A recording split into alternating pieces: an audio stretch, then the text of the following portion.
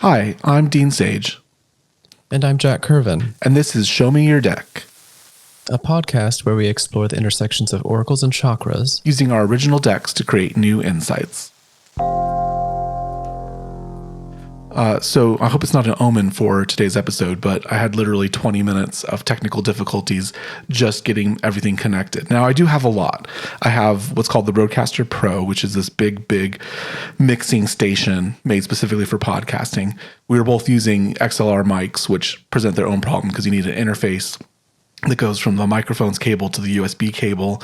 And most of the microphones need like a little juice added to them, like a little boost. Yours in particular needs a lot of boost. We had to get a separate piece of equipment for you. So to make this all come about, it's a lot of technological stuff. And usually it works perfectly, but when it doesn't, wow, it does not. Yeah. Lots of points of weakness there. Yes. So hopefully it's not going to affect the reading, but we'll see. All right. So what shall we see? Let's roll some dice. I'm kind of ready to jump in. See what we're going to do. Let's figure out which deck we're going to use. I have a 4-sided dice right here for the 4 decks, and we will have a number. Deck number 1. That is the projections deck. Okay.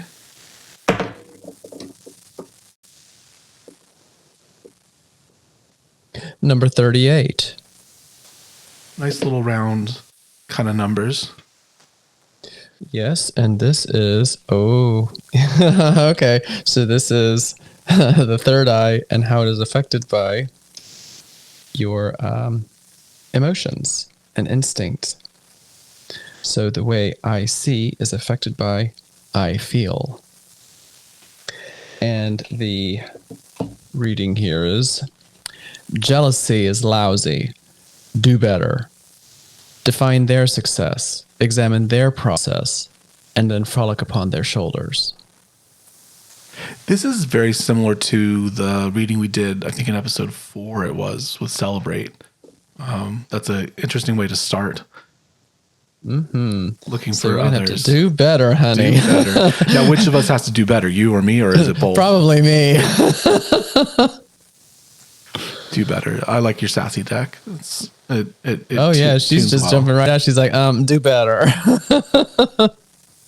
And the way jealousy is spelled on the card, it's Jea and then lousy. So jealousy, lousy. And it's like, oh, she's just coming from my edges today. All right. So do better. All right. I mean, that's pretty. Jealousy is interesting. Jealousy finds its way through like desire, but also through comparison. I'm kind of feeling like something about comparison is kind of flowing through this. Jealousy is an interesting emotion. Do you count it as emotion, or do you count it as more of a logical brain operated type thing? Well, the reason it's here is because it's brain and emotion on the same card. It's third eye with emotions and instincts and feelings and sensations. So for me, it is equal parts of both. Because would it be because like it's the way you perceive the world and then how you feel about that, or where you understand about what you're seeing and how that affects your, your feelings. Because going like Inside Out on us for a second, which is an adorable movie. I love both those movies. But envy is what they consider more of a core emotion, and I kind of agree with that, because I feel like jealousy is more of a construct brought up using emotion, but also using, brain as well. Well, it's going to have to be some mixture of the two, because it's a response to what you understand and your emotional response to it. So whatever the recipe is, it definitely includes both. The image in the book, the metaphor attached to this one, is a rusty bucket full of water. Because in my system, third eye, ajna, blue, is water, and orange is down here in the guts, in the viscera, and its associated elemental is metal. So looking at the way water and metal interact with each other and that potential for corrosiveness and how to galvanize your bucket. I find it very interesting that the third eye for you is water, because for me, the sacral is water. So emotions are water. Then in my deck, the metaphor there is waves, because they're coming and going and receding and flowing and ebbing and moving. And, there's just so much, action to them. And sometimes they're overly powerful and they're drowning you. And other times they're still and quiet and you can reflect upon them. So I think that's fascinating that water comes into this anyway. Right. One way or the other. What's the interesting in my system is that the inverse of this is the way metal is affected by water. And in that one, that's the one about, I profess that I feel no obligation to drink the poisonous thoughts of others. So for me, in this particular system, water and metal coming together are dangerous. No matter which one's on top. That's interesting.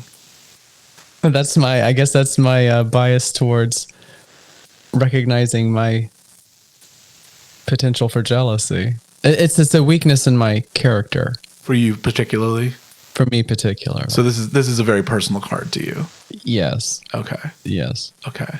But I think it's an important reminder for other people as well, that what you learn about other people and the way that affects how you feel about them and yourself, that's a very internal process for you specifically.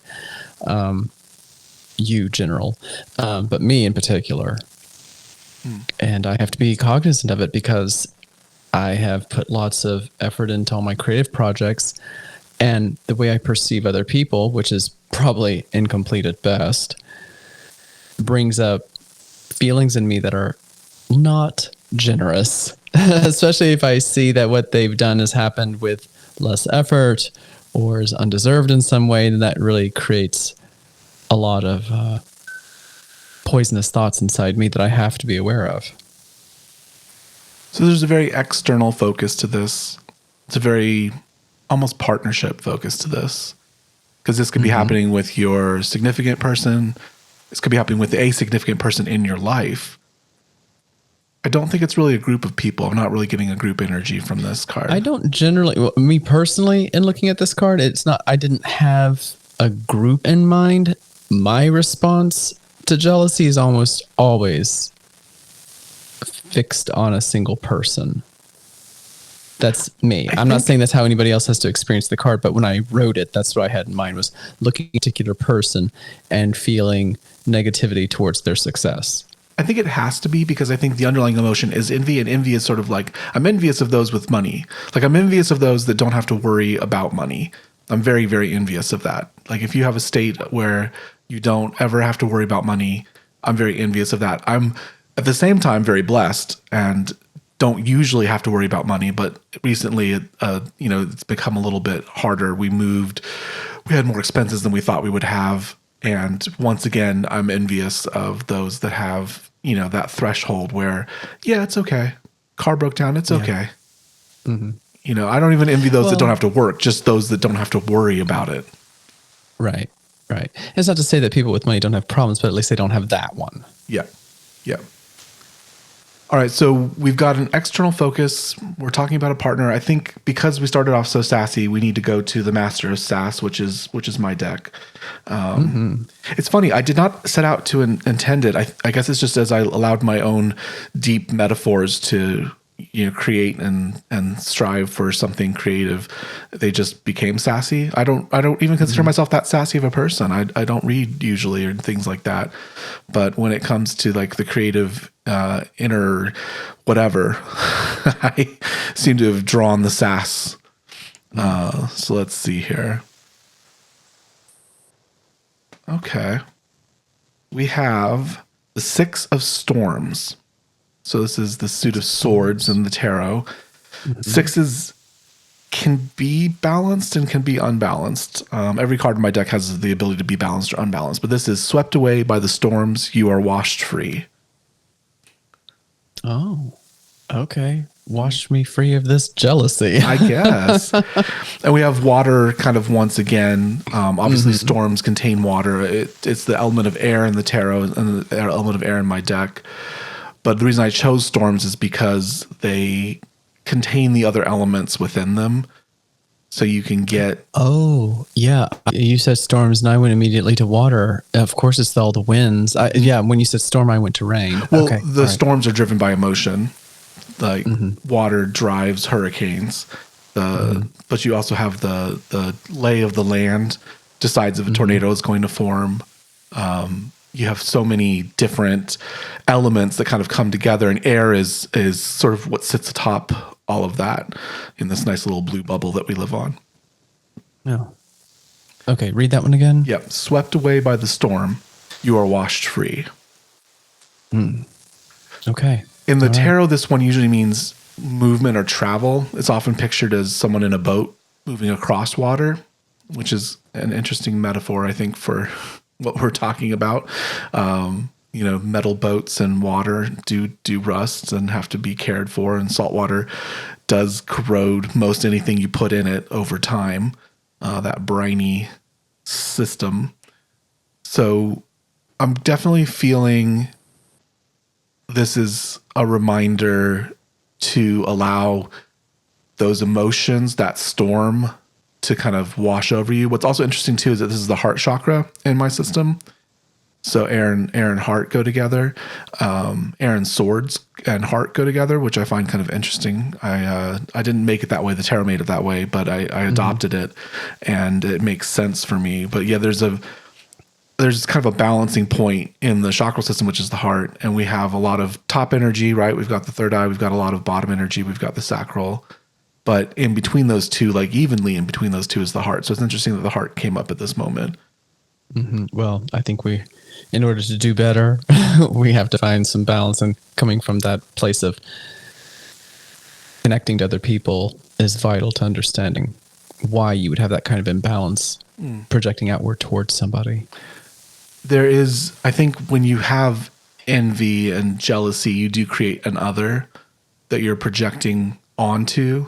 And one of the connection points of the third eye is to perceive that they are not the other, that there is no other, that we are all connected. We are all one cosmic ocean, or one spirit, one soul, depending on what your beliefs are, but we are one. So eliminating the other, eliminating the idea of the other to free yourself and free your mind.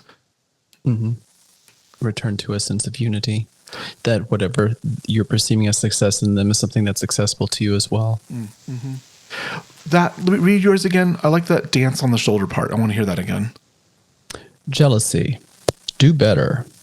Define their success. Examine their process. Frolic upon their shoulders. There's this building metaphor. There's also like the devil on the shoulder metaphor. There's like a couple things happening here. I think of like fairies dancing on on your shoulder. Well, I mean, also you're starting from this lousy feeling of jealousy, and then building yourself up towards frolicking upon the shoulders of giants, as it were. So learning from other people, seeing what they've done, and figuring out how to use that as a starting point for whatever you want to do next. So rather than wallowing around in this lousy emotion, so to find their success, what specifically are you even jealous of?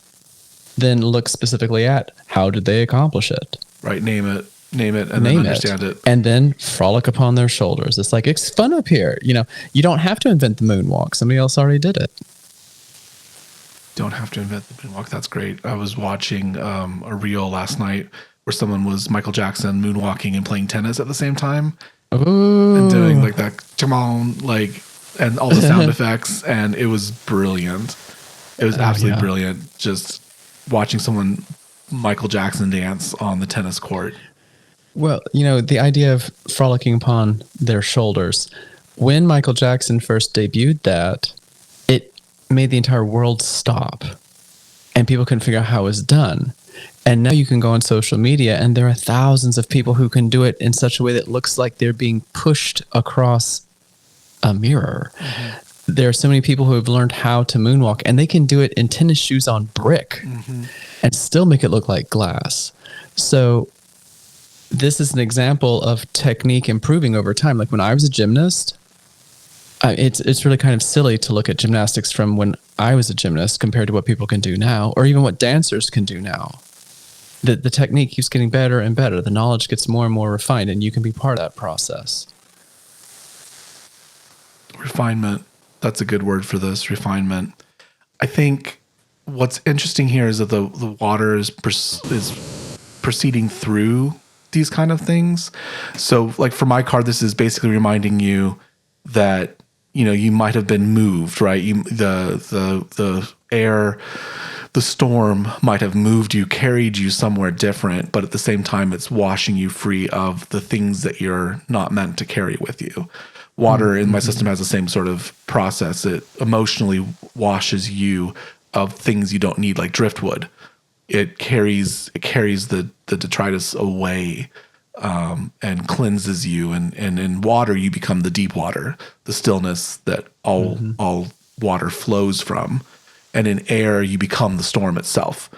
Able to ride those winds and realize that you're the source of those. So that in one of my cards is called the source of seeds, source of waves, source of storms. And the idea is that you become that from which the chakra emotions, the chakra energies flow.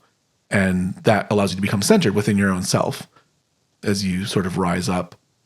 So this one has a washing away. So there's movement, there's being swept away by the wind, but at the same time it's washing free things that you don't need. So in this case, I kind of hear that you need to, like you said, wash the jealousy away by examining it. So taking a little bit of a logical stride toward this. Yes, and if I can just interject a moment, if you hear kitten magic happening, kitten magic. It's Monsieur Pierre Bonnard, and he has lots to say about this. Maybe he's jealous of my attention toward you, but if you hear kitten magic today, that is why. I don't know that I'll have kitten magic. My spouse is downstairs. I'm getting a lot of it on this end, so if you can hear it out in podcast land, that's Monsieur Pierre Bonnard, and he's saying hello. Lovely. How old is Monsieur Pierre? Monsieur Pierre is... Wait, what? Hold on. We're at the end of July, so he's... approaching 15 months. 15 months. I love how you're a toddler mom with your months. Yeah, a year and 3 months almost. 15 months. They're 48 months. Well, he's 14 and a half months if you want to be specific, but he's still very much a baby. Oh my goodness. Oh God. All right. Jealousy, freeing yourself from jealousy by naming it, claiming it, and releasing it. Yes. Frolicking upon the new heights. Yes, and I love that image because again, I just see fairies dancing on a shoulder because you are still small in this, and that's okay. Yeah, yeah. Like you're not going to achieve. You don't need the pressure of being monolithic unto yourself. You're not going to achieve at this moment that great grand thing, right? So for us, for this podcast, I think this is a good note for us here. Like we're not going to get 10,000 downloads a month, or I should say an episode right now. Like that's just not where we're at. But we could learn from others. We could balance, see what they're doing, the ideas of others, and celebrate in their success as well. It's going back to episode 4. Because actually, now that you mention it, celebrating in their success, they have set an example of what success can look like. So you don't have to reinvent the wheel.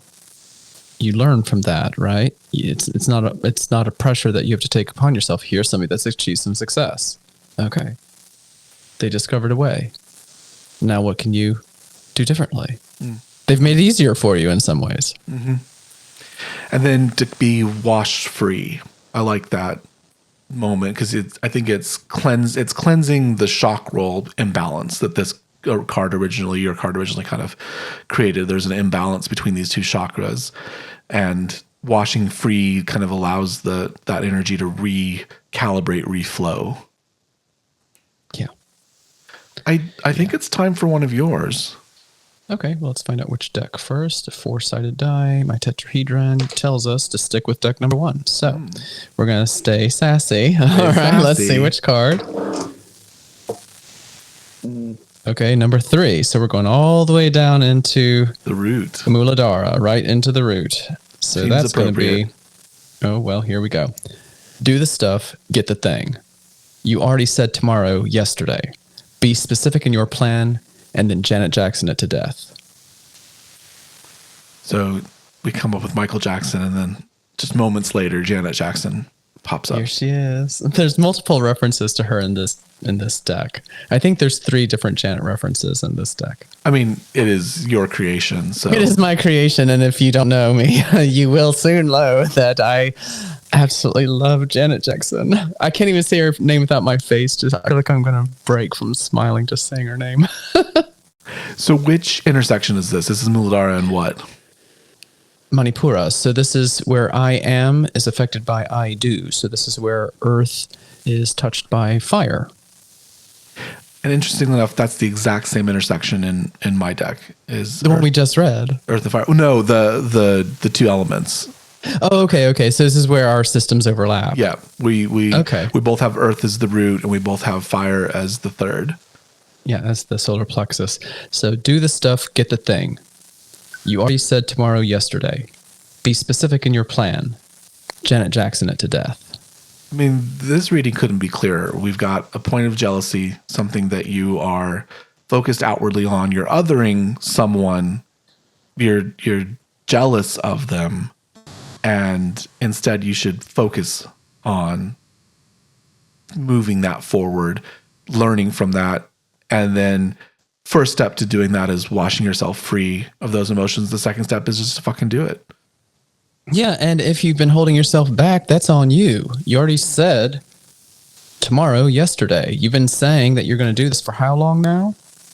Okay, What do you have to be get jealous specific of? and do something about it. Don't let your jealousy of somebody else be the obstacle that you've created for yourself. At that point, it really is just a procrastination technique of. And that's a trauma response. Is that correct? It is in some cases. Some procrastination is just procrastination, but often what we call out as procrastination is a trauma response, is a learned response to ADD. It's often something else. Everyone procrastinates. Everyone does. Is because I don't know, and I'm genuinely asking. When it is a trauma response, is it a fear of failure, or is it a fear of being seen to fail? There is definitely a fear of failure. It's a newer research than when I was in school has been exploring this, so I'm not going to claim absolute knowledge over it, but part of it is fear. There's a very deep Muladhara response. So in my system, the root chakra is a balance between fear and safety. And this is very much a sense of fear, of immobility, that sort of freeze part of fight or flight. Well, and this goes back to the first card where one of the suggestions is frolic upon their shoulders. I'm not telling you to go be Janet Jackson. I'm telling you that she showed you a path. Or whoever you want to put in her place. For me, it's Janet Jackson. Mm-hmm. And if your idol is somebody as kind as Janet Jackson, then she's certainly not going to judge you if you fail. And maybe that's something else. Who is it you're even idolizing? Who are you even jealous of? Often not the person, but a creation of the person within your own mind. Mm-hmm. Yeah. Some archetype of them that isn't even real, that they wouldn't even recognize as themselves if you described it to them. I think this often happens. There is idolization, both positive and negative. Pop idols, queens of pop. There's sort of a over exaggeration that, like you said, a giant's larger than life. We create that, and then I think as things like social media shows us, it can immediately switch. It just can flip. Oh yeah, into negative. Janet Jackson's a real good example of that. My God, she was riding high for 15, 20 years, and then the Super Bowl happened. And then for 15, 20 years, she didn't even exist. It was like she'd been erased. Something that's interesting with Janet is she recently gave an interview, and one of the questions was, are there any questions you're tired of being asked? And she's like, all of them. I'm tired of talking. Just don't ask me anything. She's like, don't ask me any questions. I was like, that's such a human response, though.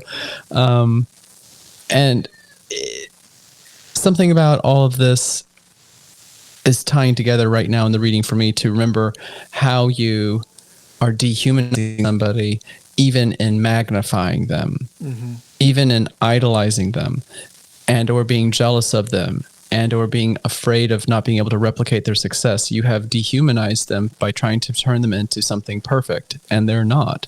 They get tired of being asked questions. somebody else reaches over and grabs their costume, they fall out of their costume, they get blamed for it, even though they were the ones standing there and somebody else did it to them. I mean, we're still looking at people here, and we don't need to be afraid of their success because they're just as vulnerable in their own ways as we are. Maybe in terms of washing yourself clean of this, maybe part of that process is looking at whoever it is you're jealous of and recognizing that they are a human being and there's skill and experience involved, but there's also some element of luck, and we don't give that enough weight, at least in American culture. We presume everything is hard work. No, there is an element of luck in here. Well, so give yourself a little bit of grace. Jackson, if she were Janet Smith, would we know her? I don't know. And that's one of the reasons why on one of her earlier albums, well, one of her middle albums, it's just Janet, period. She specifically left the Jackson off of the entire title of that album because she wanted to create an album that didn't use the name Jackson to help promote it. And it ended up being her biggest selling album. So. It's very important to remember that things do occur in the right order and the right way for some people, and they don't for others. And I think that's one of the reasons why I created my deck, because there was such a feeling of prosperity gospel happening within the tarot, at least in the current era that, we exist in today. I just felt like there's, so many interpretation books that I've read that just, you have a blab it and grab it sort of mentality of if you focus. Blab it and grab it. Yeah. Do that again. Blab it and grab it. Blab it and grab it. That's my dad's saying. I don't know if he got it from somewhere. He probably did. We both went to the same Christian university. So we were surrounded by all sorts of different people. And one of the Christianities that it's sort of fallen away a little bit. It actually came out more in the woo-woo, as you call it now. Community. Well, what you're talking about came out in the 80s. I remember the songs we would sing. Everything was about money. Mm-hmm. The hymn I remember most clearly. This was a Pentecostal evangelical insane asylum of a church, and Lord, you are more beautiful than diamonds. You are more precious than pearls, and nothing in the world can compare the treasure that is you. And it goes on and on about emeralds and sapphires. And it's like, you're talking about God in this metaphor of wealth. And they were constantly praying to be millionaires and multimillionaires. Mm-hmm. It's like, that's the only prayer I remember from that time. Not during Catholic Mass, but when we explored my dad's church, which, wow, certainly nothing like Mass. I just remember feeling strangely off-put by the idea that people were just constantly praying to be as wealthy as somebody else. It was strange to me. That jealousy of wealth. The jealousy of wealth. It's pervasive. I think it's American a little bit too. Yeah, I can see that. But that's one of the things that I was kind of against when I put my tarot together, because, not that I'm a major creator of all time, it would be nice, but I just wanted to make something that kind of appealed to my spouse at the time and mm-hmm. to people that were like them. And one of the things that was really hard is that life isn't easy. You can't just manifest your way through problems and crises and, things like addiction and homelessness or unhousedness. I don't know what the correct term is anymore. But you can't just manifest your way out of poverty in a lot of cases. No. And it's a real perspective of privilege to think that way. It very much is. And that's kind of, I didn't say that, but that was what was rolling through my head is when I was creating the deck, is that there's just so much privilege within it. And I'd like someone in hard circumstances, someone of a minority group that doesn't have opportunities like you and I do, to be able to use my deck and still feel as though it's giving them messages and reminders and things that are important to them. And just to clarify, in case somebody's listening for the first time, we're speaking specifically to the non-gendering of the cards in your deck because gender was so prevalent in the design of other oracles that you had been working with, and your spouse in particular was not connecting to those images. So No. just in case you are not aware of that distinction in Dean's deck, that is specifically what we're talking about right now. So it's interesting that we come to the root and power in the middle of this reading and the just do, because once you release sort of the emotional roiling and raging that's happening within jealousy, once you wash free of that, you are just left, upon the land, right? Upon the root. And then you need energy, you need fire to move forward. And the fire was burning against someone, and you were giving away all of your energy. All of it was flowing out. And this is a reminder to kind of take that. I have, I think it's the 8. Yes, the 8 of flames, the 8 of wands. In my metaphor, it's taking the fire, which has sort of been burning on the stick. It's it's like early humans carry fire on torches, and then it's about like in the machine era where we put the fire inside the furnace, and now we harness it. Okay, I've been wanting to I'm chomping at the bit here. I'm glad you said that. Say that last part again. You put the fire in the furnace to harness it. Okay, all right. So in my book, number 3, where fire and earth are meeting here, it is a kiln. That is the image from the book. So rather than metal, you have the earth as the original. So when you were talking about wasting your energy and going on somebody else and then bringing it back in, that is the very specific metaphor for the haiku for number 3 of 49 in the book. So we are jiving on the same frequency here. Take that energy, bring it back into yourself, stop spilling it over on somebody else who probably doesn't even deserve it. Well, and bringing it internal and letting it focus. And that's what a kiln does, is it focuses heat. So you have just normal flames, right, from a fire don't do much. Like they can cook food, but they don't have that much power. They only get to a certain temperature. They're not as robust as if you take that and then concentrate it in the kiln. Now they can cast ceramics. They get so hot. They can turn earth into something absolutely hardened and beautiful. It can be bricks. It can be pottery. It can be any number of items that go beyond just being earth, mud, whatever. There's real power here being directed toward the self. So if in my system, the root chakra being earth, that is, I am. If you are that mud, if you are the creature of the earth and you're directing that energy you have back toward yourself this way, you can harden yourself into something with more form and structure and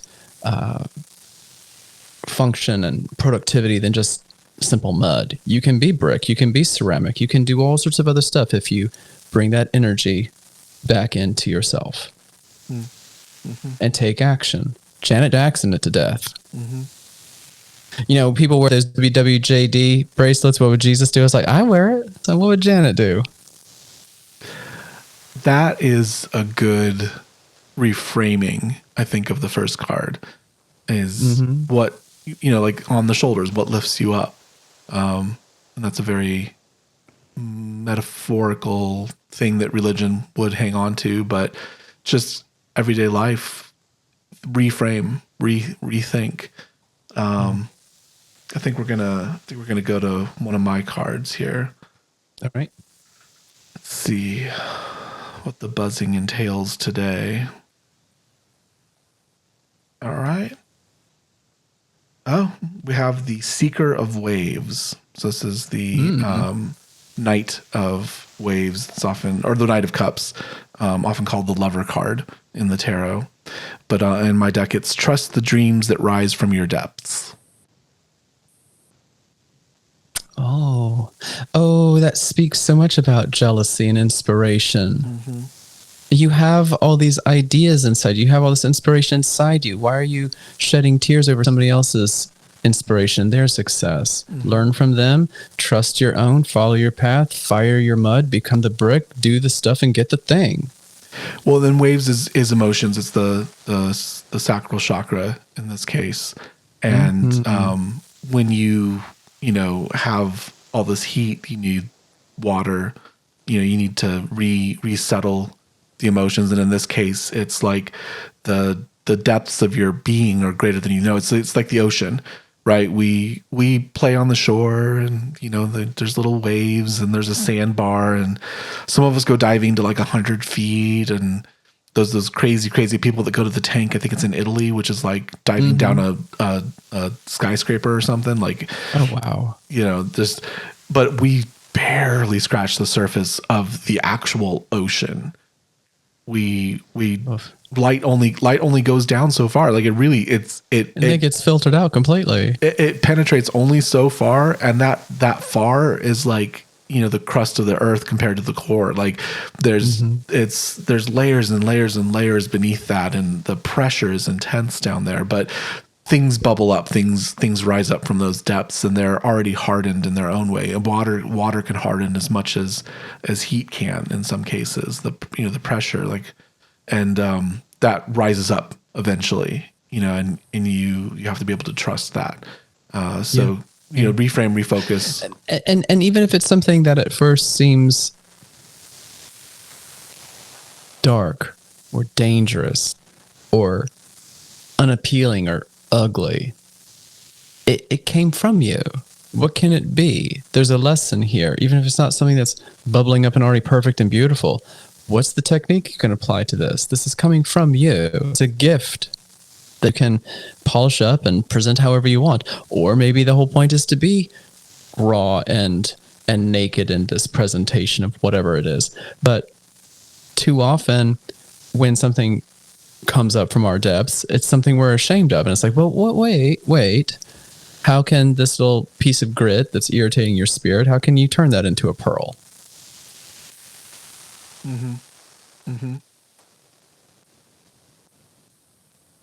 There's so much inside of us that has quality and value. We really don't need to be jealous of anybody. It's hard because there are external factors like wealth. Yeah. That are very easy. And affirmation, especially from the masses. It's very easy. Especially if you're not used to getting affirmation and you dream of having it, then getting it from millions of people you never meet is, I suppose, better than nothing at all, but it's still quite artificial. And that affirmation should, in an ideal situation, be able to flow from yourself.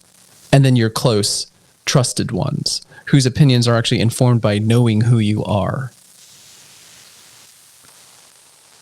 Yes. And there's how quickly things can change. How quickly, water and storms and fire, all these things that we've been speaking about, all these elements change very quickly and move very quickly, and it doesn't stay the same. And I think that's okay too. It's okay for moments of these clarity. Like for me, storms is moments of joy, moments of peace. Well, not moments of peace, moments of joy, moments of despair, and then finding the peace between the two. And that kind of, I think that's kind of what I'm feeling for this reading, is that there's a peaceful place that you can come to when you still your waters, when you let things rise up from your depths. Can you read The Seeker again? Seeker of Waves? Seeker of Storms or Seeker of Waves? Seeker of Waves. Seeker of Waves. Read that again. Trust the dreams that rise up from your depths. Yeah. Yep. Lovely. I love that. Well, it's a good almost capstone to what we're talking about. You had let yourself be washed free. We talked about just become energy and do what you said you were going to do. Stop looking outwardly. Stop putting your energy outwardly. And then once you bring it inside the kiln, once you bring it inside, yourself, there's then a trust that you have to have that what you're casting, what you're creating within yourself is inspiration, is true, is something for you. Yeah. And ultimately, all of this stuff is raw material. So ultimately, what you end up making with it is unique to you anyway. Mm-hmm. I think we'll cap off with one of yours. All right. Well, let's see which of the 4 decks we're going to use. Well, we're staying with deck number 1 today. She's not done with us. She's just not done. She's not done. She don't want to let go. All right. 28. Moving up the Sure chakras it's here. going to be up toward Nahata. It is. Oh, here's more fire too. Oh, this is so perfect. This is where I love, or I connect with the heart, is affected by I do, the solar plexus. So this is where wood is touched by fire. Okay? And it doesn't have to be destructive. So the suggestion here is, in number 28 of 49, exchange juicy juju. Who brings you joy? Send a thank you note. Pay specific affirmations. What is happening here? We started from jealousy and come to gratitude. Let's do that one again. Exchange juicy juju. Who brings you joy? Send a thank you note. Pay specific affirmations. Come on now. Is this choreographed? We honestly don't. You hear the dice rolling. That's why we leave it in the show, so you know that we're rolling the dice every time. Well, in my system, this is the heart, and for my system, the elemental there is wood, because the way that plants reach out with their roots and tendrils and branches and intertwine, and how it's being affected by fire. And if I remember correctly, in the book, this is the one that's talking about giving and receiving nourishing energy. If I remember correctly, it's something along the lines of, I profess that I love to exchange generous, thriving energy, something along those lines. And the metaphor for that is a little plant sprouting in a garden. And the picture that goes with it is 2 hands cupped full of soil with a little plant sprouting up out of the soil in between their hands. So there's all this idea of caring and giving and sharing and nurturing here. So we start in this place that can be very detrimental and end in this place that's so specifically generous. It says, pay specific affirmations. It's not enough to just be, oh, you're nice. Be specific. What is it that you admire about this person? Why is it their shoulders you want to frolic upon? Now that you've washed yourself of all of this and trusted the dream coming up from within you and looking at this person who was intimidating you at first, well, how have they inspired you? Tell them, that time when you wrote those words, that time when I saw you perform this gesture for that person over there, I saw you do this kindness, I heard a song you wrote, whatever. Be specific. People need the feedback. And they want to know what they've done that's made a mark on other people. You're a great writer is a nice affirmation, but that paragraph you wrote in chapter 7 of this book, when you said blah, blah, blah, I felt it in my spirit. That is an affirmation. Going back to the jealousy for a second, oftentimes when I've heard celebrities talk about interactions with fans, those are the ones that are more meaningful to them. When they talk about how something they did specifically made you specifically feel something. It allows them to connect to it versus like, oh my gosh, you're amazing, and that kind of idolization versus, hey, you're a brilliant creator. And when you created this thing, I reacted to it and it meant something deeply to my soul or my spirit. And that was wonderful and joyous. Thank you. It's a different kind of gratitude. A specific example of that for Janet Jackson, since we brought her up. During the Rhythm Nation era, this would have been in 1989 to 1991, she was on the Rhythm Nation tour. And one of the hits of that album was Education. And she brought 2 fans back and they recorded this interchange. And these 2 girls graduated from high school and went to college because of her song, The Knowledge. So Rhythm Nation is a great album, one of the best of all time, sure. That's just objectively true. based on the numbers and the facts and the songs and blah, blah, blah, blah. But here's a specific situation where 2 lives were improved because of this song and this idea. They went to school. And if I need to be completely honest, it's true for me too. When I was that young, being a little gay boy in Harlem, Georgia in 1990, 91, I didn't think I was going to live long enough to care about going to school. So when that album came out, I was like, oh, I need to do something with my life. And then I saw these 2 girls talking to her backstage, and we finished high school, we went to college. It's like, I auditioned for college to be a dance major, and I used some of her choreography to audition, and I got a scholarship. And then when I went to UCLA for my advanced work, they asked me who my favorite dancer was. I told them Janet Jackson. I know they wanted me to say something like Martha Graham or something, but it's not true. So I was just honest. I was like, Janet Jackson. And so they were intrigued by that. And this is a very specific example of something someone has done who's made a positive impact on those 2 girls who then it wasn't, I guess it wasn't Janet directly. It was watching those 2 girls be influenced by her that inspired me to go to college, because I didn't think I was going to live long enough for it to matter. You know, I mean, everything people told me. And so here's this album that's getting people to go to college. And it's like, well, I can jump on that bandwagon. And I did. And so I have all the education I have because those 2 women thanked Janet Jackson for that song. That is a specific affirmation. Mm-hmm. Mm-hmm. I think that's a good point to end our discussion on. I think we had a great reading, and gratitude is the best way to follow it up. So, well, we come to the part of the show where we're actually moving into our members only, which will be launching soon. But we want to give some previews as to what you get when you go along.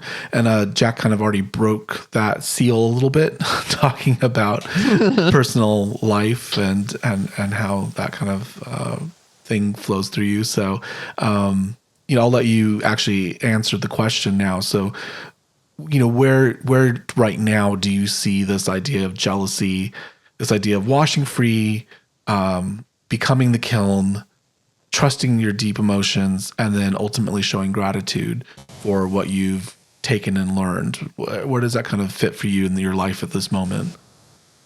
A week from today, I will be debuting a class I've been developing, a group class. And it is an idea I've had for a while, but really started to feel urgent when I began interacting with a men's group here in Charlotte called Men's Sacred Liberation. And the man who created that, his name is Brian Straheen. And I was jealous of his ability to bring all these people together. He's so good at the ask, what I call the ask, just letting people know that he's doing something and you should come and do this. I want you here, and ask, get the butts in the seats. And I was very jealous of his ability to just put himself out there and ask people to come take his workshops, his retreats. And I don't know, maybe a month or 6 weeks ago, I attended an event that he sponsored, and I taught the content I did for free in exchange for access to his audience. And that's exactly what I got, his audience. And they were not my audience. And what I realized is that I can't write his coattails. I can't make content and then just presume that because he's got a big list of people he can email that they're going to like what I do. Mm-hmm. And so I started looking at what he was doing and how he was creating his list and his audience. And I took that and started applying it in my own way, in a way that makes me feel comfortable. And seeing the way he has grown his community now feels more like inspiration. Now that I am about to launch this class, and several people are going to come, and that's exciting because I thought it was going to be 0. So even if it's only 5 or 6, it's not 0. And so he has like dozens and dozens, but he's been doing it longer. I don't have to be intimidated by the size of his groups because his content is not mine. His audience is not mine necessarily. There's overlap, sure. But it's an example of me looking at Brian and realizing that in a relatively short time, he's grown a huge audience just from being so persistent. And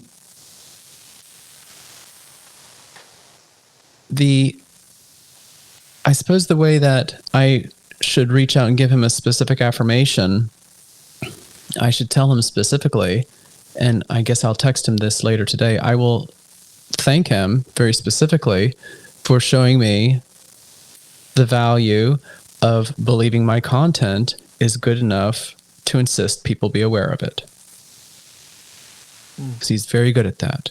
Very good at making interesting content and then insisting that people be aware of it. Interesting. I like that. And there's a very real progression that you have undergone to get to that point. And I've been there with you. Like, I've experienced some of these things with you, and I've been with you for the last months of this journey and some of the ups and downs that came out of it.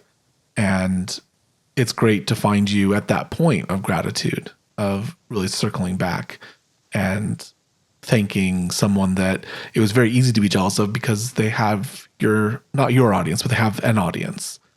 They have the ability to sell what they're selling and people are buying. It's an affirmation of coins, and we definitely could take the affirmation of coins to the bank for sure. For sure. Another part of the affirmation is seeing how people are improved by the exposure. People who are coming away from the work he's doing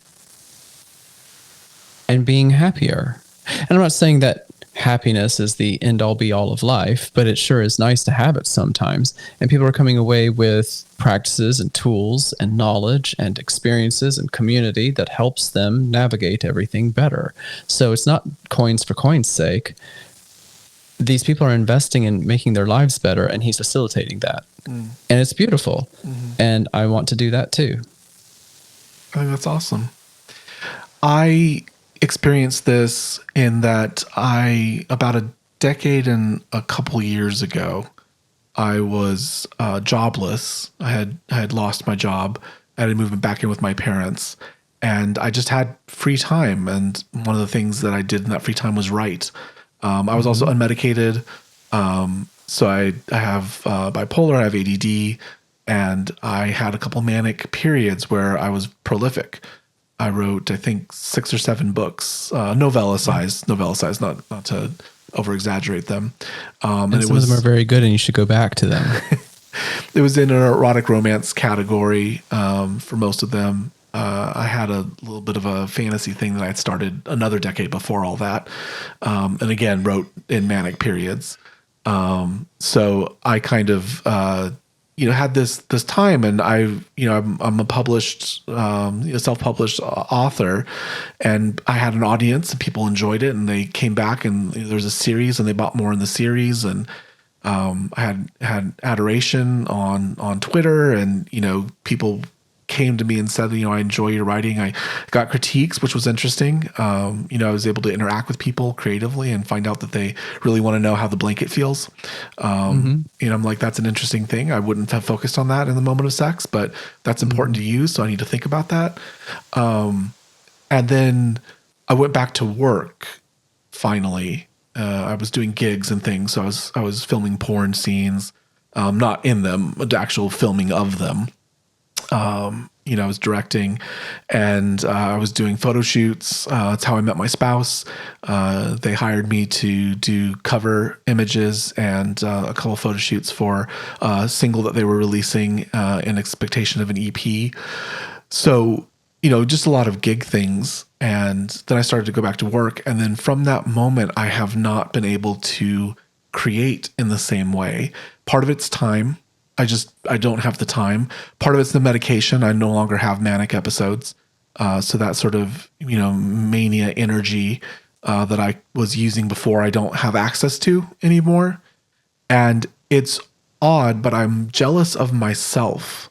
I'm jealous of that past self that had the time to do this, had the energy to do this, because I enjoy writing as it's the only creative activity that I can do which doesn't require someone else.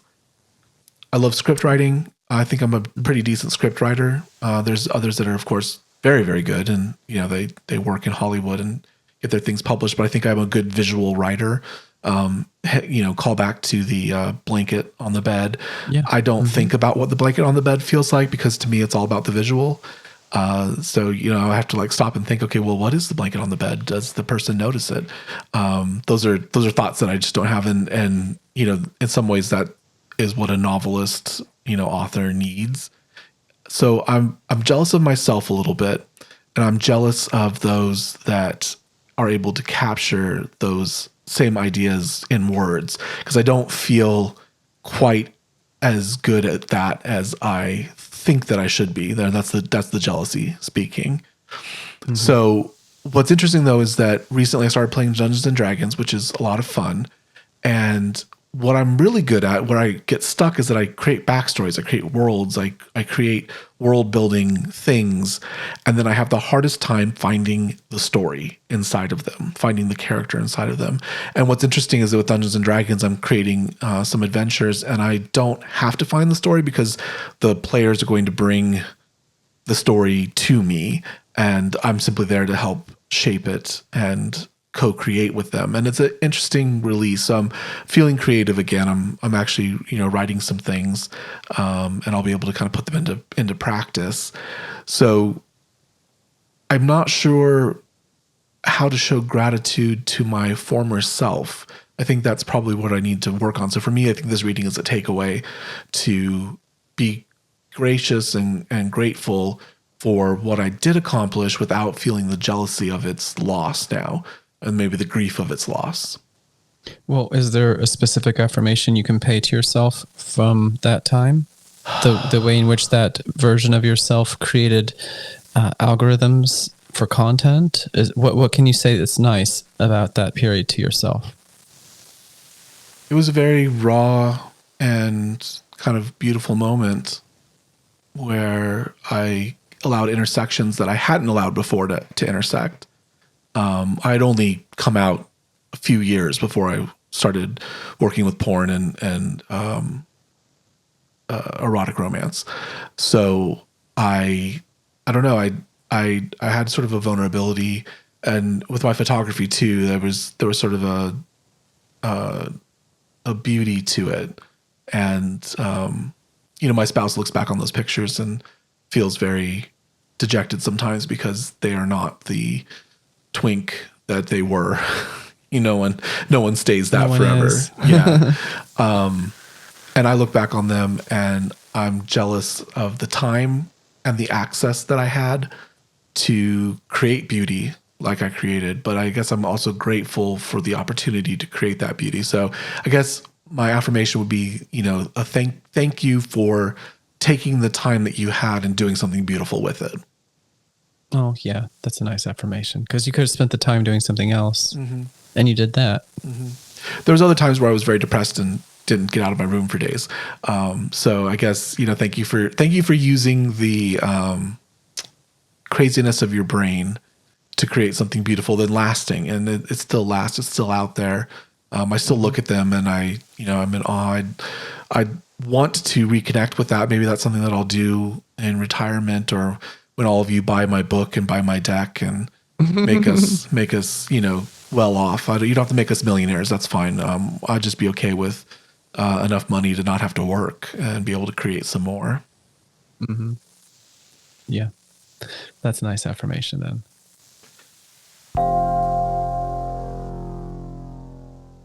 All right. Well, one thing that we have not done well on this podcast, I realized, is talk about the fact that we have books. We have books. So your books are physical copies, which are available through your store, which is 49haiku.com. Correct. And is it available on Amazon as well? It is available on Amazon. However, they keep most of it. So if you could please buy it from me, that would be really great. Well, It's the same cost to you as a person, but it benefits me far more. You get wonderful little, energies from it. Yes, that, and I can sign it. If you buy it print on demand on Amazon, I'll never know that you got it. If you buy it from me, I can sign it in whatever color ink you like. And there's also little extras on the website, so if you're interested in some other things that Jack puts together and his chakra systems. My book is available on Amazon. Unlike Jack, I don't have to do full color and all the wonderful, beautiful things that he does. It's more of an intellectual piece. So you can get it for free on Kindle Unlimited right now, Dean Sage, the Sage Oracle. And you can get it in print, which is, to me, the preferable format for it, because I kind of designed the book to be physically used. One of the things that I wanted it to be is sort of a quick guide to the tarot. So even if you don't buy the book, you can buy even if you don't buy the deck, you can buy the book and still use the messages as ways of interacting with the meaning of the cards in the tarot. So I created it so as you flip through it, every card is on a right-facing page. So it's very easy to thumb through and find what you're looking for. I don't like how Kindle kind of strips it all down because I have pretty fonts. Like I do have some nice things that I did in the book, in the physical book. But wherever you interact with it, we would appreciate you interacting with it. It does support us and support the channel. And also, if you're listening to this and not seeing this on YouTube, we do have a YouTube where you can see all the pretty cards and subscribe to the podcast that way. Our members only section will be available on Apple Podcasts. So if you are interacting with us on Apple, look out for that. We'll have a very, very nominal fee for membership to kind of support us in that way and support the podcast. So Jack, where can we find you? On Instagram, you can come to 49 Haiku, the number 4, the number 9, HAIKU. And as we said before, you can find me at 49haiku.com. I am Dean Sage Media on most of the things that I'm on. I did join Threads yesterday. I don't know what that means. It's Instagram's Twitter. It's Instagram's Twitter. So it's why does Instagram need it? Okay, whatever. I'm 48. I don't know. Why does a social media need a social media? I'm 43 and I know. What is that? No, it's because you're a Gen X. I'm a millennial. I'm Gen X and I just don't care. Two different worlds and only years apart. I'm active on Instagram. I will attempt to be active on Threads. I still have a Twitter X that I will post on just because I actually have people that follow me there and are aware of my presence. But I'm not really on there very much. If you actually do want to communicate, Instagram's a great way to communicate with me. And you can go to Amazon and you can see the book there, and the deck is available on the website. It's showyourdeck.com, and we are on Instagram at showyourdeck. Or sorry, at your deck. I apologize. At your deck. At your deck. At your deck. And we will be posting some of the pretty images of our decks there for you to see. They are so pretty. So pretty. Well, ta-ta for now.